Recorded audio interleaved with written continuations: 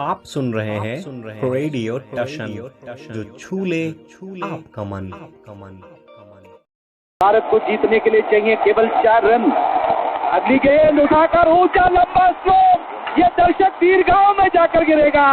जोरदार जवाब महेंद्र सिंह धोनी का छक्का और भारत विश्व विजेता। आप सुन रहे हैं रेडियो टशन, जो छू ले आपका मन। इस समय कार्यक्रम चल रहा है खेल की बात रेडियो टशन के साथ। इस कार्यक्रम के किसी भी हिस्से में आपसे क्रिकेट पर आधारित एक प्रश्न पूछा जाएगा, जिसका कमेंट बॉक्स में आप सही उत्तर दे सकते हैं। सही उत्तर देने वाले को हमारी ओर से आकर्षक पुरस्कार दिए जाएंगे। धन्यवाद। गुड इवनिंग, सत श्री अकाल, आदाब। कैसे हैं आप? मैं हूं आपका दोस्त अमन और आप सुन रहे हैं रेडियो टशन, जो छू ले आपका मन। Friends, once again, welcome back to your favorite program of your favorite channel, that is Radio Tashan, where we brings all update from cricket or any other sports with the help of Khel Ki Baat Radio Tashan ke saath. Yes, as you all know what happened in the T20 World Cup. We were all expecting that India will play against Pakistan. Didn't happen. It was New Zealand who got defeated by Pakistan in the first semis, and then India got defeated by England. That was a crucial match for India, and what a thumping victory, by England. 10 wickets. They didn't lose any wicket, scored 170 plus runs without losing any wicket. It was an absolute brilliant partnership. And then a day came for what we were waiting or expecting. India will be there, but there was nothing like that. It was Pakistan versus England. History repeats itself, as it always used to say. Same happened in 1992. In the same scenario, Pakistan was, where they lifted World Cup, but this time it was not their turn. This time it was England who hold their nerves, fought well, and win the title of the T20 2022. So many congratulations to England. A little late. Sorry for the late program, because we were expecting some more things to happen. But nevertheless, now it is necessary to have a show after the completion of World Cup with the review of the full World Cup, how it went, which team will be in a positive kind of situation, or which team will have some negative impact in the careers of the players. On the careers of the players, to be precise grammatically. Now, as always, I've got Mr. Ramkishan ji on the show as a guest, as an anchor. Both me and he, we both are doing same kind of thing. Sometimes as an anchor, sometimes as an expert. You can also be expert or anchor. Simply you are supposed to contact on the given details, which I have already told you, or Ramkishan ji has also told in the previous shows. Welcome back, man, on the show. Little, what I can say, lesser excited actually. जी हाँ, बहुत बहुत धन्यवाद। और खैर, बताने को कुछ है नहीं। विश्व कप में हमने कुछ मैचों को कवर नहीं कर पाने का दुख भी व्यक्त किया, और कुछ मैचों को हम कवर कर पाए, लेकिन एटलीस्ट फाइनल को कवर किया। मगर कुछ अड़चने ऐसी आईं जिनके कारण हम 2 दिन शो नहीं कर पाए। तो व्यक्तिगत कारण थे कुछ। एटलीस्ट आज वो शो हुआ, और इंग्लैंड की धमाकेदार विजय, जिसके आगे आज फिर उनके स्टार ऑलराउंडर बेन स्टोक्स का बहुमूल्य योगदान 52 रन का। जी, तो आप कहां से शुरुआत करेंगे? First of all, I should congratulate Pakistani team as well, because they fought very well. At one stage of point, it was looking like that Pakistan can win from here till Shaheen Afridi was there. But after his injury, it was all over. When Istikhar came, given away 13-14 runs in a row. Just 5 balls actually bowled by him, and that was the turning point, I think. So I'll start from the Pakistani batting approach first. Do you agree the way Pakistani batsmen played in the first 6 overs? हाँ जी हाँ, पाकिस्तान की जो approach थी बिल्कुल ठीक नहीं थी। 6 over में 39 रन उन्होंने बनाए, और जो आप कह रहे हैं ना कि जो इफ्तिखार आउट हुए, इफ्तिखार कह लें, वो जो भी है, तो जो आउट हुए वो टर्निंग पॉइंट था। लेकिन मुझे जो लगता है, मैं ये कह रहा था कि जब वो बॉलिंग करने आए, आउट तो हुए ठीक है, 0 पर वो अपना विकेट गंवाकर चले गए, वो भी एक टर्निंग पॉइंट आप कह सकते हैं एक हिसाब से पाकिस्तानी पॉइंट ऑफ व्यू से। लेकिन मैं ये कह रहा था कि जब शाहिन अफरीदी इंजर्ड हुए 2.1 ओवर, एक्चुअली उससे पहले उन्होंने केवल 13 रन दिए थे 2 ओवर में, तो वो उसे मैं कह रहा था वो टर्निंग पॉइंट शायद बना मैच का, क्योंकि उस समय तक आप देखो अगर, तो इंग्लैंड की स्थिति उतनी सुदृढ़ नजर नहीं आ रही थी कि वो आसानी से इस विश्व कप पर कब्जा कर लेंगे, ऐसी सिचुएशन नजर नहीं आ रही। देखिए, पहली चीज तो स्कोर कम था, सबसे पहली बात। उसके बाद शाहिन शाह अफरीदी ने जिस तरह से इनफॉर्म एलेक्स हेल्स को पहले ही ओवर में चलता किया, निश्चित तौर से शाहिन शाह अफरीदी का इंजर्ड हो जाना पाकिस्तान के लिए शुभ संकेत नहीं था। और वहां बिल्कुल आप सही कह रहे हैं, लेकिन फिर मैं कहूंगा कि शाहिन शाह अफरीदी के अलावा किसी ने बहुत अच्छी बॉलिंग नहीं की पाकिस्तान से। बाकी सबको विकेट मिले हैं, मगर मारने के चक्कर में। ठीक कह रहे हैं आप। देखो, आप ना जब 137 रन केवल बनाओगे, तो फिर आप बॉलरों से क्या एक्सपेक्ट करोगे भाई? लोग मैच को 18वें ओवर तक लेके गए, वो बड़ी बात थी, क्योंकि बड़ा एक अलग सा मैच चल रहा था। एक ही पिच पर 2 टीमें खेल रही थी, ऐसा रहता है 2 अलग अलग पिच थी। हालांकि मैं फिर भी ये नहीं कहूंगा कि इंग्लैंड ने बड़ी कन्विंसिंग क्रिकेट खेली। ये आप कह सकते हैं कि जी उनको पता था टारगेट बहुत छोटा है, सॉरी, हम आराम से खेल के इसको बना लेंगे। बट फिर भी शायद फाइनल को अगर आप मद्देनजर रखेंगे तो आप बोल सकते थे अच्छा अप्रोच था। बट अदर देन दैट वो मुझे बड़ा अच्छा अप्रोच लगा नहीं कि आप 137 को अचीव करने आए हो और आप इतनी पास लेके चले गए जहां से आप मैच हार भी सकते थे। हाँ, हम ये सोच सकते हैं, लेकिन मुझे लगता है, मेरी अपनी राय है, थोड़ी आपसे हटके है, मेरी अपनी राय ये है कि इंग्लैंड के 2 धमाकेदार खिलाड़ी हैं। हेल्स अटैक करते हैं, बटलर शुरू में समय लेते हैं, और हेल्स जल्दी आउट हो गए। थोड़ी स्थिति इसलिए खराब हुई, वो नीचे स्टोक्स ने वो अर्धशतक बनाया, कीमती अर्धशतक, जिसकी चर्चा सालों साल होती रहेगी। तो कमोबेश कुछ मिली जुली पारियां थीं, और यदि आप अटैक की बात करते हैं, अटैक नहीं किया, तो अटैक तो हर मैच में हेल्स कर रहे थे, इस मैच में हेल्स चले नहीं। इसलिए मुझे लगता है इंग्लैंड संघर्ष करने को मजबूर हुआ।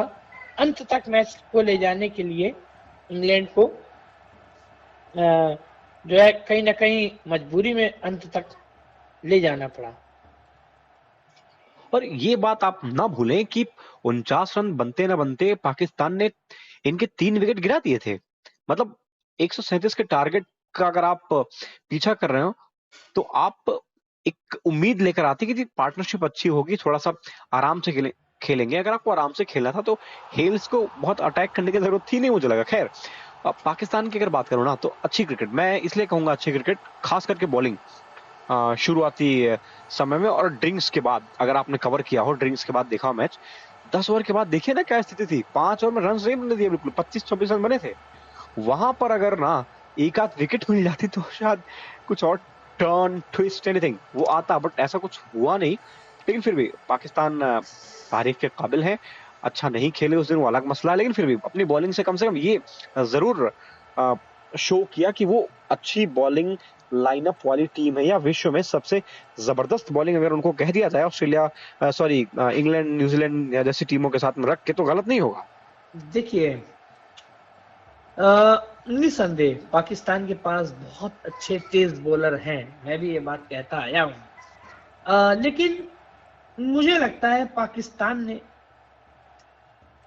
कम से कम मुझे प्रभावित नहीं किया बल्लेबाजी में। गेंदबाजी ठीक है, लेकिन जब आपने बोर्ड पे रन ही नहीं लगाए हैं तो आप जीतने की उम्मीद कैसे कर सकते हैं? मैं खुद मानता हूं 49 पे 3 हो गए थे।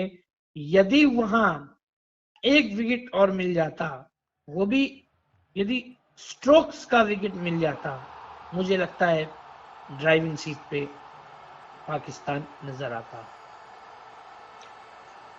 हाँ बिल्कुल, वही मैं कह रहा था ना कि मतलब ठीक क्रिकेट खेली एक तरह से, लेकिन फिर भी बल्लेबाजी ने उनको लेट डाउन किया। और ये हमारे साथ भी समस्या होती रही है। कई बार हम अगर बल्लेबाजी में अच्छा करते हैं, गेंदबाज हमें नीचे गिरा देते हैं, कई बार गेंदबाज अच्छा करते हैं, बल्लेबाज हमें ऊपर उठने नहीं देते। तो ये कुछ तरह चीजें ऐसी हैं जो होती आई हैं। विश्व कप खत्म हो गया खैर। और समरी की अगर बात कर लूं मैं आपसे थोड़ी सी जल्दी जल्दी, टॉस जीता था मुझे लगता है, अगर मैं गलत जी, नहीं हूं तो इंग्लैंड ने। इंग्लैंड के कप्तान बटलर ने। उन्होंने कहा जी हम ना पहले बॉलिंग करेंगे। और ये क्यों कहा?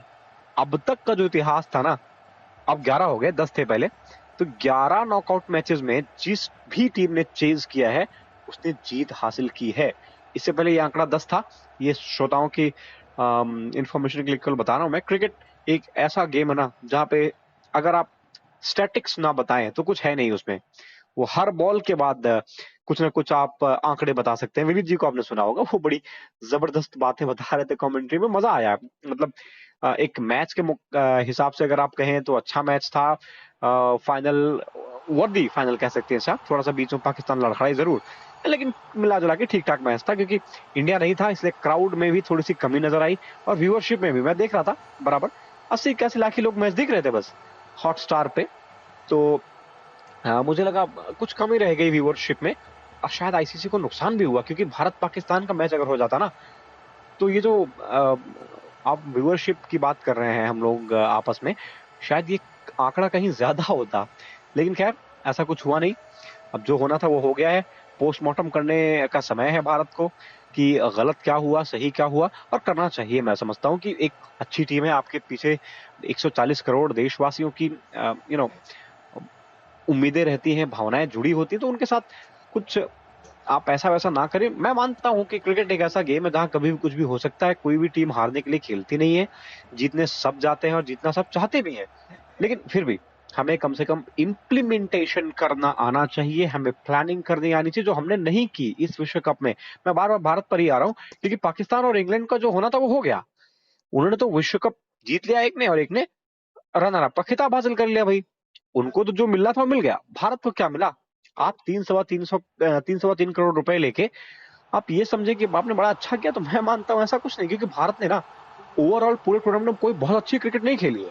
आप कह देंगे जी 4 मैच जीत गया, आई डोंट बिलीव कि बड़ी अच्छी क्रिकेट भारत ने खेली। आप एक कोई जीत उठाइए और बोलिए जी ये बड़ी कन्विंसिंग जीत थी। नीदरलैंड वाले मैच में तो शायद आप कह सकते हो नीदरलैंड में, जो नीदरलैंड से मैच था, क्या स्थिति थी भारत की उसमें, जरा आप अगर बता पाए तो। याद है आपको? जी हाँ, जी हाँ। जो नीदरलैंड का मैच था वो मैच में भारत ने आई थिंक 185 बनाए थे।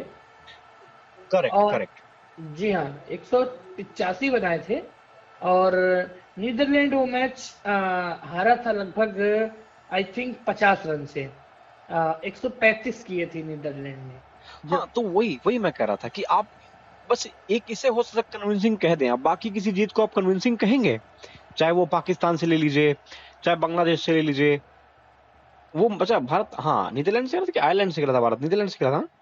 जी, नीदरलैंड से। आयरलैंड से इंग्लैंड ने खेला था, इंग्लैंड ने उसको, आयरलैंड ने हरा दिया था डकवर्थ लुईस सिस्टम से। चलो बढ़िया। हाँ जी तो आप बताओ क्या लगता है आपको कि मतलब ऐसे आप कोई टूर्नामेंट जीत सकते हो?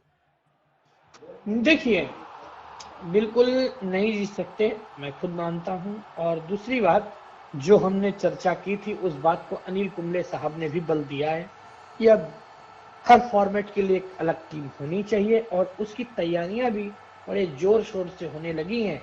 लेकिन विदेशी खिलाड़ियों ने आईपीएल की भी बहुत आईपीएल पे भी बहुत सवालिया निशान लगाए हैं कि कहीं ना कहीं ये भारतीय खिलाड़ियों की दुर्दशा का कारण आईपीएल है। और मुझे लगता है इसी के लिए ऑस्ट्रेलिया के पैट कमिंस ने शायद इस बार के आईपीएल के ऊपर अपने देश को तरजीह दी है और केकेआर से इस बार वो नहीं खेल पाएंगे शायद, अब तक की जो रिपोर्ट्स मेरे पास आ रही हैं। तो कहीं ना कहीं सवालिया निशान लगे, लेकिन मैं अभी भी कहता हूं कि देखिए खेलने वाले को हम कुछ नहीं कह सकते। केन विलियमसन ने ये बात कही थी, यही बात और भी लोगों ने कही थी, और ग्लेन मैक्सवेल ने भी यही बात कही थी, और भी लोगों ने कही थी। खैर, मेरा अपना मानना है बिल्कुल भारत ने खराब क्रिकेट खेली और अब वो सोचने का विषय है। न्यूजीलैंड जो भारत टीम जा रही है, वेलिंगटन में पहला मैच है 18 तारीख को, तो नई टीम है, हार्दिक पांड्या टीम के कप्तान है, काफी चीजें क्लियर हो जाएंगी, काफी तस्वीर साफ हो जाएगी। और अब अनिल कुंबले ने शायद जो कहा है, मुझे लगता है कि उसके बारे में विचार अवश्य करना चाहिए। हाँ, हम समरी पे थे तो 137 बनाए पाकिस्तान ने गिरते पड़ते, बड़ी खराब स्थिति थी। बाबर आजम ने 32 रन बनाए, रिजवान ने 15 बनाए, मसूद की ठीक ठाक पारी 38 रनों की, शादाब ने 20-22 रन किए। तो इस तरह से मिलजुल के सब नैया पार लगाते न लगाते 137 रन बना डाले। 8 विकेट गिरे थे उनके, सबने विकेट्स लिए। सैम करन एक जबरदस्त बॉलर है, इंग्लैंड के लिए पिछले कुछ वर्षों से लगातार बढ़िया बॉलिंग करते आ रहे हैं। उनको मैन ऑफ द टूर्नामेंट और मैन ऑफ द सीरीज, बल्कि मैन ऑफ द मैच या मैन ऑफ द, जो भी आप कह लीजिए, दोनों चीजें उन्हें ही मिली, मैन ऑफ द मैच और मैन ऑफ द टूर्नामेंट। दरअसल वो मैन ऑफ द सीरीज बड़ा प्रचलित वर्ड है, तो वो अचानक से स्लिप हो जाता है कई बार कि टूर्नामेंट बोल दो या सीरीज बोल दो, लेकिन यहाँ पे टूर्नामेंट बोलना ज्यादा सही है क्योंकि ये कई देशों के बीच खेला गया विश्व कप का टूर्नामेंट था, तो ये मैन ऑफ द टूर्नामेंट ज्यादा सही लगेगा। खैर, थोड़ी सी इन्फॉर्मेशन एक्स्ट्रा, क्योंकि आप लोग अगर कभी शो वगैरह करें तो काम आए। मैं अगर कुछ गलत बोलूं तो माफ करिएगा। हाँ, तो मैं ये कह रहा था कि ये स्थिति थी, 137 बना लिए, उसके बाद हेल्स और बटलर आए, 138 का टारगेट था, कोई बहुत विशाल लक्ष्य दरअसल था नहीं, लेकिन फाइनल को देखते हुए फिर भी ठीक ठाक था जिस तरह से पाकिस्तानी बॉलिंग लाइनअप थी। हाँ, हेल्स जल्दी आउट हो गए, उसके बाद विकेट्स लगातार इंटरवल पर गिरते रहे। अगर वो पारी 52 रनों की ना आई होती बेन स्टोक्स के बल्ले से तो शायद स्थिति कुछ और होती, लेकिन क्रिकेट में ना अगर मगर कुछ होता नहीं है, इसलिए उसको छोड़ दीजिए। बहरहाल आज इंग्लैंड विनर है। और एक बात और आपको शायद पता होगी कि इंग्लैंड एक अनोखी ऐसी टीम है फिलहाल जो 50-50 ओवर और 20-30 ओवर दोनों के विश्व कप पर कब्जा करके बैठी हुई है। और अब दोनों विश्व कप अगले 2 सालों में है, यानी कि एक 2023 में जिसकी मेजबानी भारत करेगा, जिसको शोएब अख्तर ने दुनिया का सबसे खूबसूरत और शायद 50-50 ओवर का आखिरी विश्व कप कह दिया है। वो मैं भी उनकी बात से इत्तेफाक रखता हूँ, आपसे पूछूंगा। और 24 है उसमें 20-20 ओवर का विश्व कप होगा, उसकी मेजबानी कहाँ होनी है, कौन करेगा, उस पर अभी मैं कुछ कहूंगा नहीं क्योंकि अभी मैंने देखा नहीं है, लेकिन शायद क्लैरिफिकेशन है सारा 2027 तक का कि कौन कौन क्या करेगा। तो ये भी एक विषय है। 24 में मैंने जैसे पहले बताया आपको कि बहुत सारे चेहरे ऐसे हैं जो नजर आएंगे नहीं, लेकिन फिर भी देखते हैं इस सीरीज से भारत को कम से कम क्या नया मिलता है। आपकी राय 2023 वाले विश्व कप पर और पाकिस्तानी और इंग्लैंड दोनों के खेल पर? बिल्कुल शानदार होना चाहिए जो 2023 का एक दिवसीय जो विश्व कप होगा भारत में जो होना है, भारतीय सरजमी पे जो होगा, सच में बड़ा ही विलक्षण विश्व कप होना चाहिए, मैं भी ये मानता हूँ। और रही इंग्लैंड और पाकिस्तान वाले मैच की बात भी आप पूछ रहे हैं ना, तो मोटा मोटा यदि मैं समझूं तो इंग्लैंड पाकिस्तान कहीं ना कहीं जहां बाबर आजम आउट हुए वहां टीम हताश हो गई। वो अच्छी साझेदारी हुई, जहां पे 45 पे 2 हो गए थे, 84 पे तीसरा गिरा, अच्छी साझेदारी हुई। उसके बाद 5वें विकेट की एक साझेदारी बहुत अच्छी हुई, जहां पे 84 पे चौथा गिरा था, आई थिंक तीसरा या चौथा, उसके बाद 121 पे 5वां। तो ये 2 साझेदारियां अच्छी हुई। और इंग्लैंड की दृष्टि से मैं बात करूं तो मैं बता चुका हूं, बेन स्टोक्स ट्रम्प कार्ड थे और उन्होंने बढ़िया प्रदर्शन किया। और जो एक दिवसीय विश्व कप जीती थी उसमें भी स्टोक्स का अच्छा योगदान था, और इसमें भी स्टोक्स ने पूरी जीवटता के साथ, पूरी इच्छा शक्ति के साथ इंग्लैंड को विश्व विजेता बनाने में पुरजोर उन्होंने सहयोग प्रदान किया, और इंग्लैंड और पाकिस्तान का मैच बड़ा ही कश्मकश भरा लाजवाब मैच हुआ। जी, बेन स्टोक्स रातों रात नहीं बनते, बहुत मेहनत करनी पड़ती है। 2016 का विश्व कप आपको याद होगा, वेस्ट इंडीज के काइल ब्रेथवेट ने, शायद ईडन गार्डन का मैदान था भारत का, 4 लगातार गगनचुंबी छक्के लगाकर वेस्ट इंडीज को जीत दिलाई थी। तब शायद दूसरी बार वेस्ट इंडीज चैंपियन बना था, और इस बार स्थिति कुछ ये रही कि वेस्ट इंडीज सुपर 12 से भी बाहर हो गया, आयरलैंड ने उनका काम तमाम कर दिया। तो बेन स्टोक्स रातों रात नहीं बनते हैं, जबरदस्त आलोचना हुई, उसके बाद लगातार आलोचना होती रही है 2018 तक, इवन 19 के विश्व कप तक, कि आपने इन्हें टीम में क्यों रखा है, इनकी उपयोगिता क्या है। और आप देखिए ना, 2019 के विश्व कप में 84 रनों की एक जबरदस्त पारी, जब इंग्लैंड एकदम ऐसी स्थिति में था जहां से वो मैच आराम से न्यूजीलैंड ले जा सकता था, लेकिन ऐसा हुआ नहीं। और बेन स्टोक्स भी मैं क्या बोलूं, सेंटेंसिंग अगर मैं ठीक करूं मैं, तो बेन स्टोक्स ही वो ऐसे प्लेयर थे जिन्होंने पूरी इंग्लैंड टीम को अपने कंधे पर उठाए रखा, और उसके बाद उन्हें विजय दिला दी। और वही सेम चीज 2022 में आते आते भी हो रही थी, क्योंकि बीच में उनका परफॉर्मेंस थोड़ा सा गिर गया था कि आपने इन्हें टीम में क्यों रखा, और आज आपने देख ही लिया कि क्या जबरदस्त बैटिंग करके इंग्लैंड को निकाल ले गए और विश्व कप विजेता एक बार फिर बना दिया। तो मैं समझता हूं कि ये बड़ी जबरदस्त प्रतिभा है इनके अंदर, प्रेशर सोखने की जो एबिलिटी है ना, observing the pressure which is an important aspect of A life. आप क्रिकेट में हो, जिंदगी में हो, जो दबाव झेल लेता है ना, वही निखरता है। कई लोग इसमें बिखर भी जाते हैं और कई लोग निखर जाते हैं। तो ये बेन स्टोक्स हैं जो निखर कर आए, और इंग्लैंड के लिए एक हीरा अगर कहते तो गलत नहीं होगा। कुछ और अगर आपके हवाले से बताएं, क्योंकि एक न्यूज जो अभी सुनने में आ रही वो ये कि कायरन पोलार्ड ने संन्यास की घोषणा कर दी है आईपीएल से, वो नहीं खेलेंगे अब, और मुंबई की शायद कोचिंग की जिम्मेदारी संभालने की बात निकल कर आ रही है। जी हाँ, तो मैं आपको बताना चाहता हूँ, पहले तो मैं स्कोर करेक्ट करना चाहता हूँ। जो नीदरलैंड और भारत का जो मैच हुआ था, उसमें भारत ने 179 रन बनाए थे और नीदरलैंड ने 123 रन बनाए थे। दूसरी बात, एक और न्यूज आ रही है मेरे पास कि ये जो भारत और न्यूजीलैंड की जो ये श्रृंखला है, वो श्रृंखला का प्रसारण यानी जो होना है, सब लोग चाहते हैं कि ये किससे वो प्रसारण कौन करेगा, कहाँ देखें।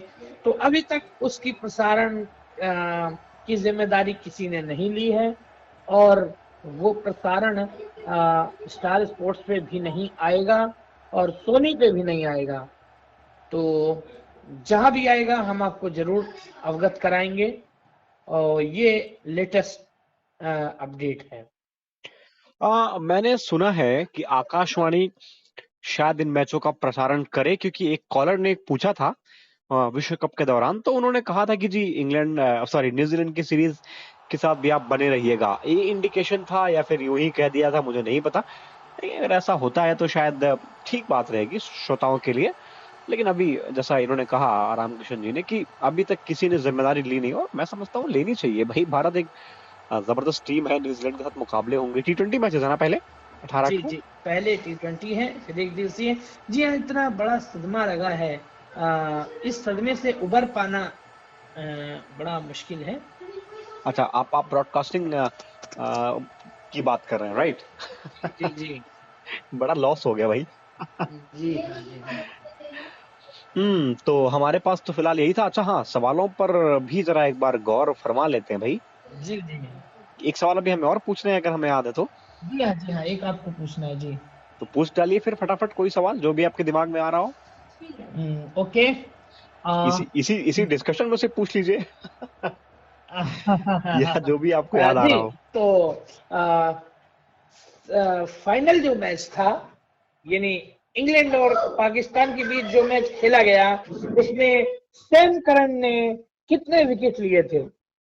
जी फटाफट आप जवाब बताइए, यूट्यूब के कमेंट बॉक्स में जाइए और हमारे प्रोग्राम को लाइक कीजिए, सब्सक्राइब कीजिए चैनल को, और आप हमारे कमेंट बॉक्स में जाके सही जवाब दें, ताकि जो हमारे ज्यादा से ज्यादा सही जवाब देंगे और उनके साथ हम उनको पुरस्कृत करेंगे। और प्रयास रहेगा कि ये मुहिम चलती रहे, तो आप लोग ज्यादा से ज्यादा अपनी हिस्सेदारी कीजिए और बने रहिए रेडियो टशन के साथ। तो इस अंक में बस इतना ही, आज्ञा दीजिए हम दोनों को, फिर अगले एपिसोड में आपसे मुलाकात होगी, तब तक के लिए नमस्कार।